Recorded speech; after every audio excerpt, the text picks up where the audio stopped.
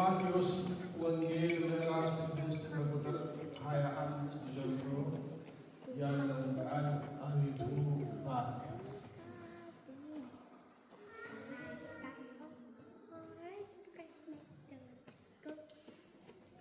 ስለዚህ እላችኋለሁ ስለ ነፍሳችሁ በምትበሉትና በምትጠጡት ወይም ስለ ሰውነታችሁ በምትለብሱት አትጨነቁ። ነፍስ ከመብል ሰውነትም ከልብስ አይበልጥምና። ወደ ሰማይ ወፎች ተመልከቱ፣ አይዘሩም፣ አያጭዱም፣ በጎተራም አይከቱም፣ የሰማይ አባታቸው ይመግባቸዋል።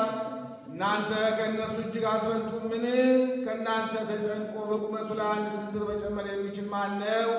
ስለዚህ ልብስስ ስለምን ትጨነቃላችሁ? የሜዳ አበቦች እንዴት እንደሚያድጉ ልብ አድርጋችሁ ተመልከቱ። አይደክሙም፣ አይፈትሉም። ነገር ግን እላችኋለሁ ሰሎሞን እንኳን በክብሩ ከእነዚህ ሁሉ እንዳንዱ አልለበሰም። እግዚአብሔር ዛሬ ያለውን ነገር ወደ ቱርታን የሚጣለውን የሜዳንን ሳር እንደዚህ የሚያለብሰው ከሆነ እናንተ እምነት የጎደላችሁ እናንተማ ይልቁንም እንዴት እንግዲህ ምን እንበላለን፣ ምን እንጠጣለን፣ ምን እንለብሳለን ብላችሁ አትጨነቁ።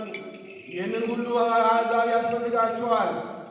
ይህንን ሁሉ እንዲያስፈልጋችሁ የሰማይ አባታችሁ ያውቃልና። ነገር ግን አስቀድማችሁ የእግዚአብሔርን መንግሥት ጽድቁን ፈልጉ፣ ይህ ሁሉ ይጨመርላቸዋል። ነገ ለራሱ ይጨነቃል፣ ለነገ አትጨነቁ፣ ለቀኑ ክፋቱ ይበቃዋልና። እንግዲህ እንዳይፈረድባችሁ ነገ ለራሱ ይጨነቃልና፣ ለነገ አትጨነቁ፣ ለቀኑ ክፋቱ ይበቃዋልና።